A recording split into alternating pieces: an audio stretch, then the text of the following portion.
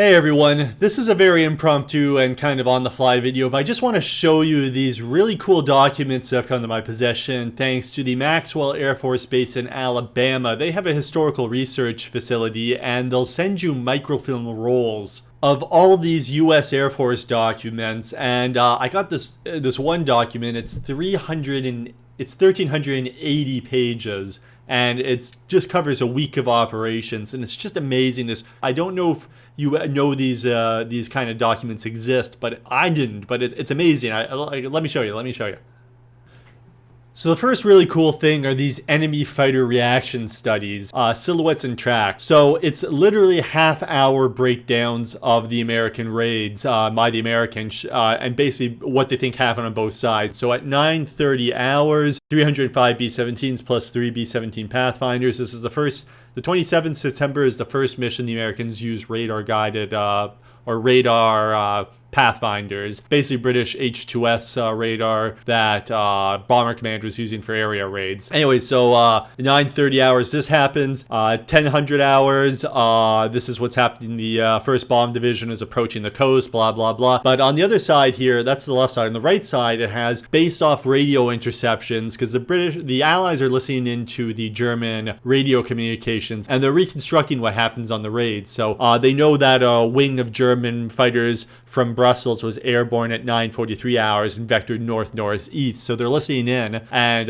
so this is things at 9:30. Then you have 10 o'clock. But this is the cool part. Here is where everything is at 9:30 a.m. So you can see the U.S. bombers coming, the U.S. fighter escorts, where everything is. And then at 10 a.m., this is where the U.S. bombers have come in from here, and you can see where the German fighters are coming up to meet them. I believe the circles on the maps right here are airfields, so you can see where some have taken off and they're now in the position of chasing the bombers. Apparently they're behind. They're trying to catch up from behind. You can see the B-24s, which I mentioned, coming for a diversionary raid. I think these are German fighters as well. There might be a fighter sweep going on. Down here you can see B-26s from the 9th Air Force, or I think they're still part of the 8th Air Force at this point, the B-26s, and the British Spitfire escorts, because the British fighters were short range, so they were escorting the B-26s, and these were diversion raids. You can see Germans taking off, I guess, to engage that. And then this mess here, this is the battle at 10:30 a.m. And you can see the fighters. Yeah, like I said, I'm kind of just speeding through this. You can see twin-engine German fighters, the Zorsters, the destroyers, coming to meet them, trying to chase to catch up. Maybe there might be night fighters as well, because the Germans sent their night fighters out in daytime to go shoot down stragglers. So you have these half-hour breakdowns and text that I showed you, and then you have the actual maps putting everything at the half-hour intervals showing the course of the raid. It's just amazing. I didn't realize these kind of maps existed. I don't have quite anything that's detailed as this for Bomber Command, but I have route maps, so that's how I do my videos. But I didn't have anything for the Americans, so I'm like, I probably can't do any US Air Force related content. But with this stuff, I can do really detailed videos showing air battles involving US bombers on the raids. This is really cool. This is really cool stuff. This next one is really cool as well.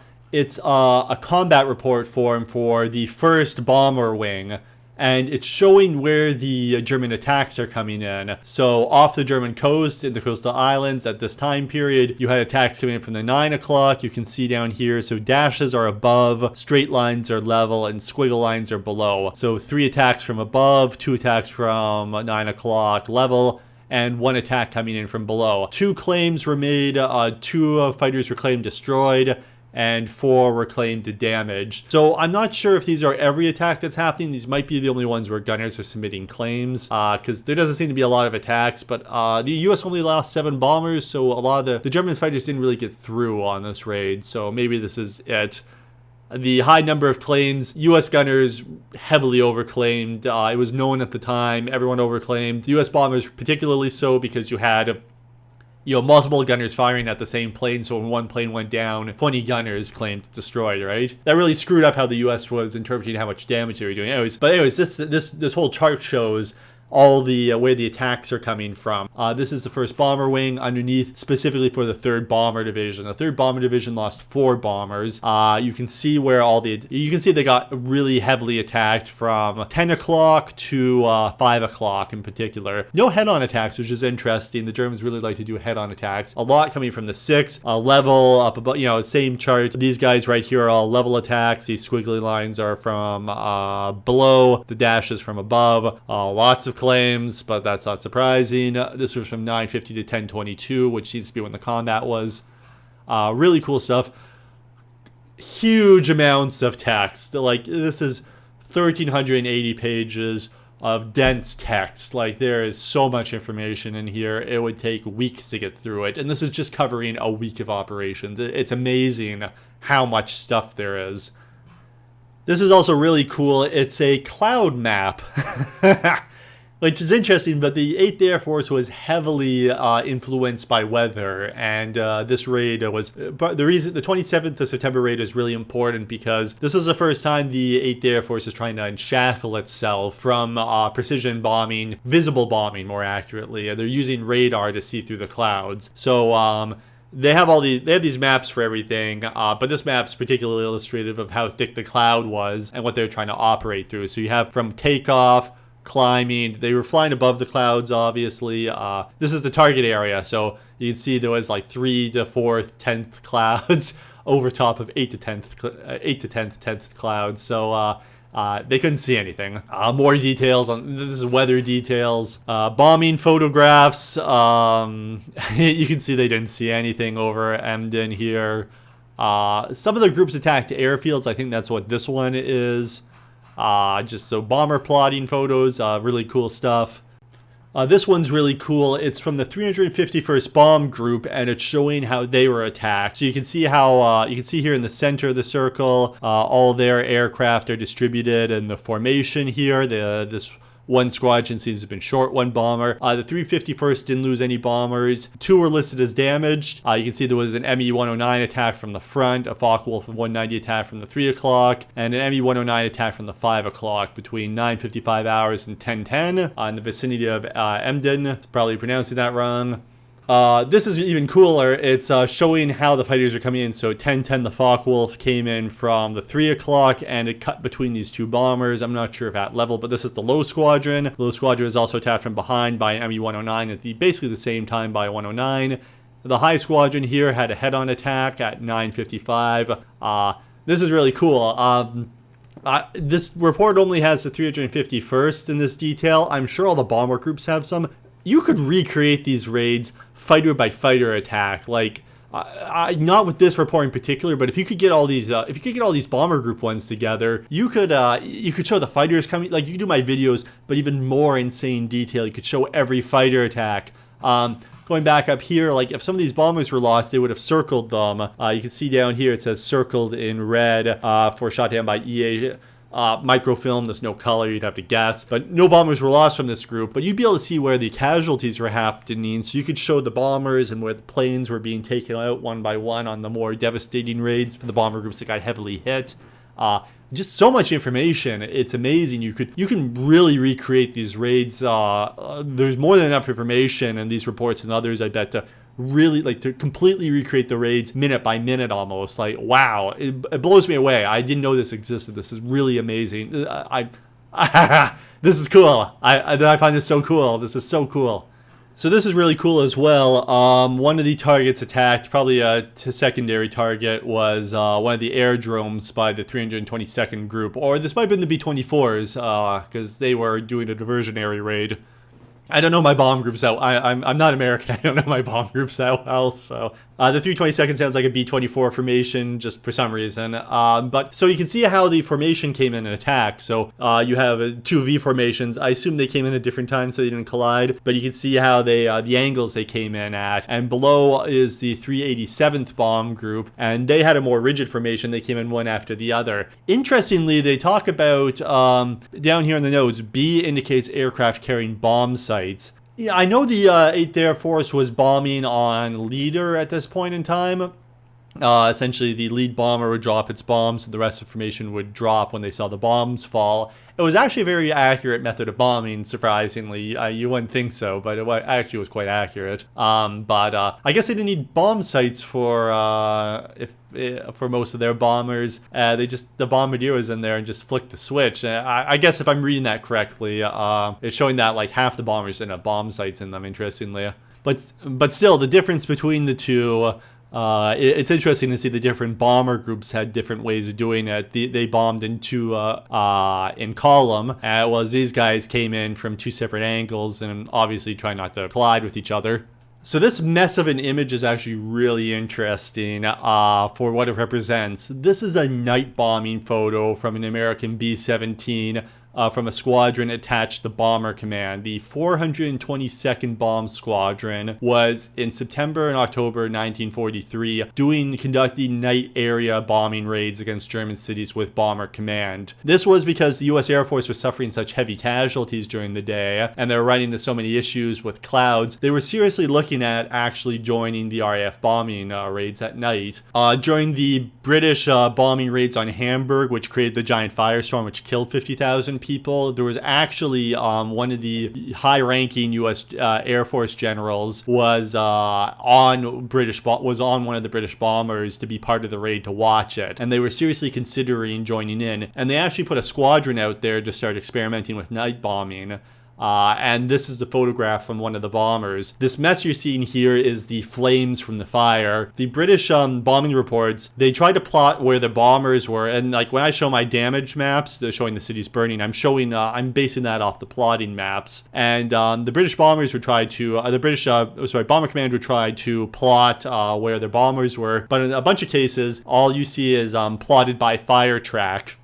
Which means the bombers came back, handed them a photo that looks like this. They can't locate any ground detail, but they can tell that it was over somewhere that was burning. So they're like, okay, this bomber has probably got his bombs within a couple miles of the target because there's a massive fire below him. Or at the very least, he dropped his bombs where everyone else was dropping their bombs. So this B-17, this American B-17, dropped their bombs into the flames below, and that's what this image is showing, I think. But still, it's a really cool image of a fact people don't know, that the U.S. Air Force had an actual night bombing squadron that was working with Bomber Command. And then they scrapped that. They only went on a couple of missions, and the unit reverted to a night leaflet dropping rule, which they did for the rest of the war. And they dropped leaflets at night. Surprising thing I found, and it's really cool. It's in the American reports for some reason, but it is showing the concentration of German night fighters going to intercept the British bomber stream. So this document's in September 1943. So in July 1943, the British hit Hamburg and they drop Window for the first time. So in my videos that I do, you see the German layout, you see the German circles and the squares where the radar defenses are. So Window destroys that whole system. It doesn't work anymore. The British bombers can't be told apart from all the aluminum strips. And what happens is a completely impromptu interception system develops on the Germans' part, so they can't see the bombers, right? But they see the massive window, so they know where the bomber stream is. So what they start doing is they start massing all their fighters around radio beams and trying to feed them into the bomber stream, because the bombers are so compact at this point that if you can get the night fighters within the bomber stream, they can often actually pick up, sometimes on their radar, but sometimes visually, they can actually see the bombers. And if the Germans can get their fighters into the bomber stream, the fighters can start wreaking havoc within the bombers within the bomber stream. So this image here is how the Germans are forming up their night fighters, and you can see the times. Here's the legend. So circles are approximate time the German fighters are circling, probably around a radio beacon. The arrows are the movements. The dashes are the route of the bombers. So at 8:22 hours, here's at 10:26. I feel like I missed. So here's at 10:26 hours. You can see the night fighters have lined up here around 8:30, and they start to be brought back. What the Germans were trying to do at this point is they were trying to figure out what city the British were going for, and then they were sending all their fighters in that direction. I don't know if in September they were trying to feed into the bomber stream as early as possible, but they were trying to get all their fighters at the actual city that was being attacked. The bomber stream's coming in the bottom, and how the Germans are massing their fighters and they're pulling them in from the north, circling around the radio beacons, trying to getting updates from the radar on where the massive window is, and then revectoring their fighters. And then here at 22 to 44 hours, the British have bombed Munich on their way back. It looks like the German fighters are a little late because at 22:30 they're heading to Munich, and at 22:44 hours the bomber stream's already starting to head away. And this makes sense. The British only lost 2.7%, only in quotation marks. 2.7 still didn't leave you great odds to survive, but it was an acceptable rate for Bomber Command in terms of their forces weren't going to degrade because of the losses. But I've never seen these in books. Like, I've read a lot of Bomber Command books. I've never seen a single photo of this in any books. I don't know if any Bomber Command historian has ever seen this before. But this is just based off Allied radio intercepts. They're listening to the radio. They're like, okay, the fighters are massing here. They know where the beacons are. Their intelligence is picking up, and they're recreating everything based off this. Probably not 100% accurate, still really cool. Really interesting for visualizing where all the fighters are coming in and how they were moved around Germany, because they're coming up from the coast here, so they're pulling German fighters in all the way from like the north and bringing them down to Munich, which is central or southern Germany off the top of my head. I need to look at a map to be sure. And then yeah, here's at 1:28 a.m. so everyone's going home and landing. So a bit of a jumble of arrows, but still really cool.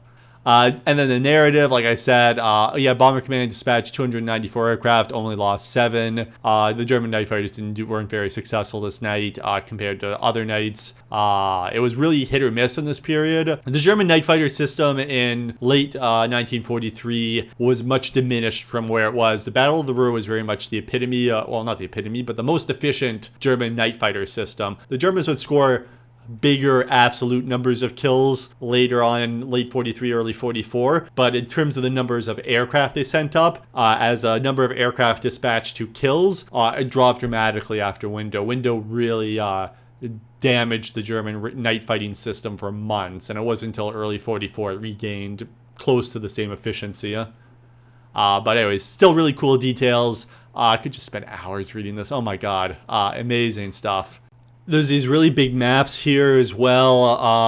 I'd have to like cut and paste these and put them together and make sense of it. But it looks like 10 twin engine fighters. So this is even more detailed map routing of that other map I showed you for raids. But you can see the different bomb groups. The 56, I think that's a US fighter. So you can see the fighter escort paths. These 1,380 pages are just for a week of RAF and US Air Force operations. Like, wow, that's so much information. They have at the end here what's on this microfilm. So it's covering the week, the end of September, early October. But I'm just gonna like scroll. Look at this. Charts, graphs. I heard I think it's Rick Atkinson. He wrote the trilogy on the U.S. Army in World War II. Really good books. I have 2 of the 3, or 1 of the 3. I've read 1 for sure. But I watched in a video on YouTube him doing a discussion on his books. He talked about how there's so much U.S. documentation in the archives that it's the equivalent, like the weight of all the documents in U.S. archives. It's equivalent to the amount of bombs, the tonnage of bombs dropped on Germany. So that's like 1 million tons of bombs. There's literally 1 million tons of papers in the archives. I've never been in archives before to see this stuff. I never knew this existed. The fact you can just get this emailed to you, that's what the internet was made for. That and cat videos, obviously. But still, wow, this is cool stuff, guys. I'll be able to do some really cool videos. I think maybe I'll just do videos on specific parts of this as well. If you think if you're still watching this video after me rambling for God knows how long at this point, and you want to see videos where I just show these documents and talk about them, let me know. I had ideas about doing primary source document videos. This is a gold mine for that. Oh my god, look at this. Cool stuff, guys. Cool stuff. Anyways, just talk to you guys later. Hopefully I'll get more videos out soon. Bye-bye.